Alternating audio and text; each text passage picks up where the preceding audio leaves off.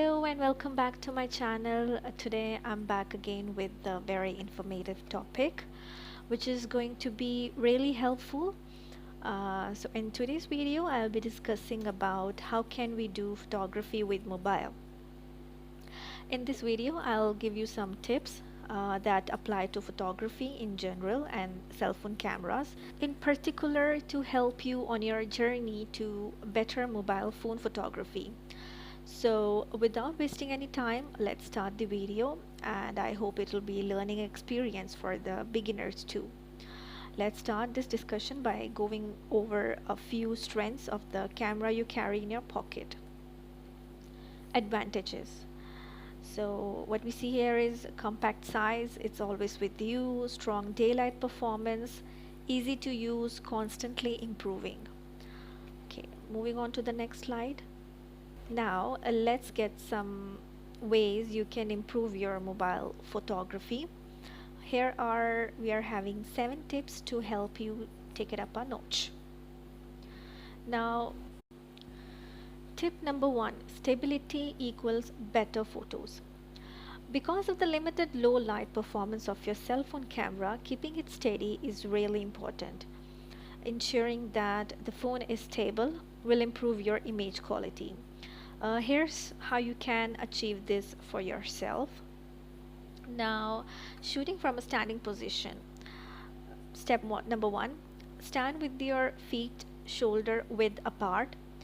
Step number 2, when shooting from a standing position, hold your mobile phone camera with both hands and tuck your elbows into your body. Step number 3, use the volume button to snap the shot. This will help minimize camera shake, which causes blurry images. Moving on to the next slide. Tip number 2, setting exposure and focus. Now, exposure is the amount of light which reaches your camera sensor. Exposure and light are a crucial part of how bright or dark your pictures appear. You don't have to give control over to the camera all the time, even shooting with your phone. Now here, if you see, if you want to adjust the brightness of the photos you are taking, the process is pretty straightforward. Tap the screen in the area you want to be in focus and set the exposure for that area. Now moving on to the next slide, we have here is tip number 3, improve your composition. Now, one of the easiest and most important things you can do to take your mobile photography to the next level is to improve your composition. Here are few tips to help you. The rule of thirds. Now, it's a composition guideline that places your subject in the left or right third of an image, leaving the other 2 thirds are open. As you see in this, I have my scene divided into a 3 by 3 grid. This grid is used by both beginner and professional photographers to aid in the composition process.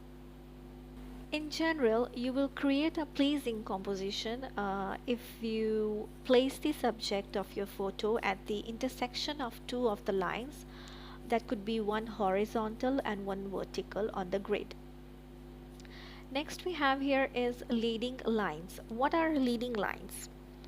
When we look at a photo, our eyes are naturally drawn to the lines within it, and we tend to follow them to see where they go.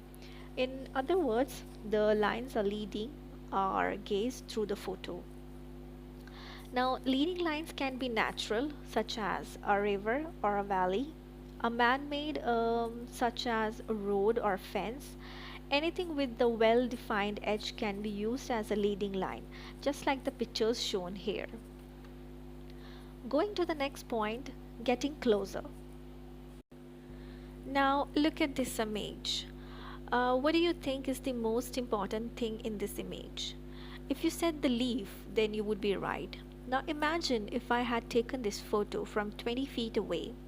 What would I have captured? You would probably be looking at a picture of a couple of giant trees, or a snow covered hillside, and maybe you would see the ground full of rocks.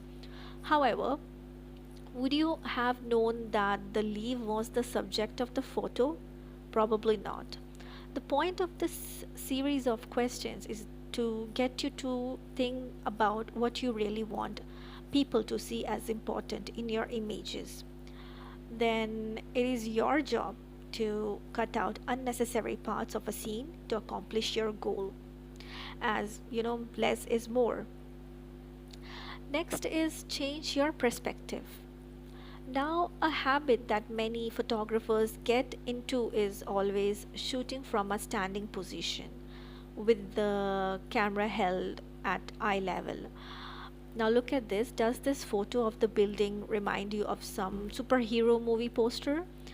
There is a reason that a low camera angle shooting up at the subject is called a hero shot. Looking up at a subject can make it appear larger and more powerful. Similarly, shooting down on a subject from a high position creates a smaller, more diminutive result. Because of the cell phone's size and weight, changing your vantage point is quite easy. So try different angles for more variety and storytelling. Lastly, we have is repeating patterns. Now, repeating patterns are all around you. Sometimes you have to look harder to find them, but there are nonetheless in cities. You can find repeating patterns in most buildings. In nature, you might overlook the patterns, but there are there as well. Filling your frame with a repetitive pattern can give the impression of a size and large numbers. The key to this is to attempt to zoom in close enough to the pattern that it fills the frame and makes the repetition seem as though it's bursting out, even if the repetition stops just outside of your framing. Now, moving on to the next slide, shoot HDR. Tip number 4, shoot HDR. Now, how HDR works? HDR was introduced as a way to capture the details in a scene that has a large difference, dynamic range that you could say, between the brightest and darkest area. When you select the HDR setting for your mobile phone camera, you are telling it to take a series of photos that combine them together to create the final image. Now, HDR is best used in the morning or evening light to capture the elements of the light and dark areas you are photographing. When you are photographing in midday light, your skies are likely to look artificial because there is a limit to the phone's capability. The problem is that the amount of light from the midday sun is considerably more than the light hitting and dark shadows in the scene. Alright, so going to the next slide. Tip number 5, dealing with backlight. Now, backlighting is a common term in photography with an obvious enough general meaning. Lighting comes from behind the main subject.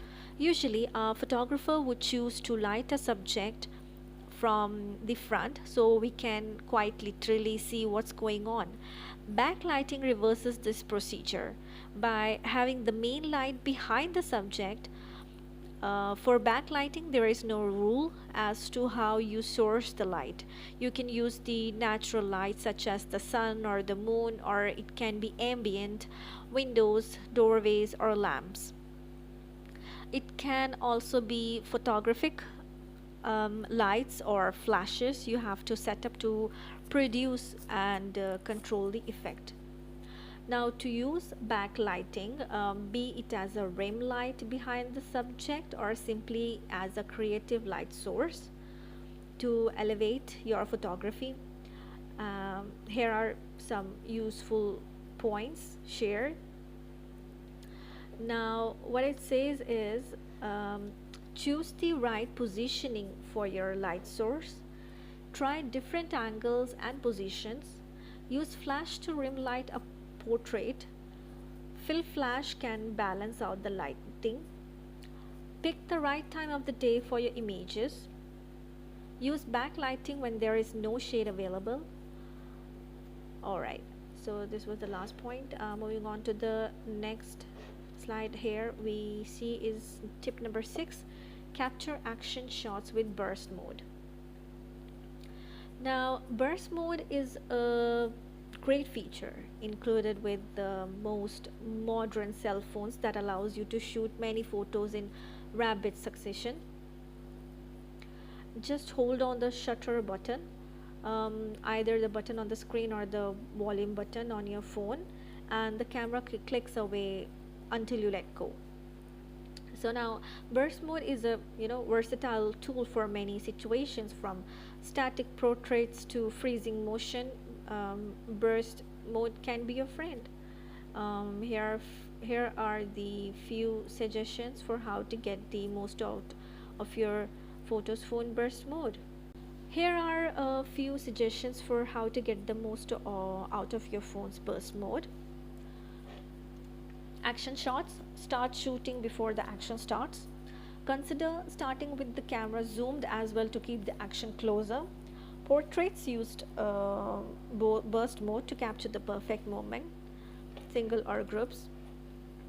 Now moving on to the last point, here we have is tip number 7: post processing to achieve your goal.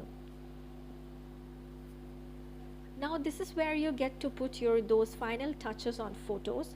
There are plenty of options and apps for editing your photos. My suggestion is to find out one that works for you. So the easiest ones I'm going to share it with you, that is Lightroom, Snapseed, Instagram, and VSCO.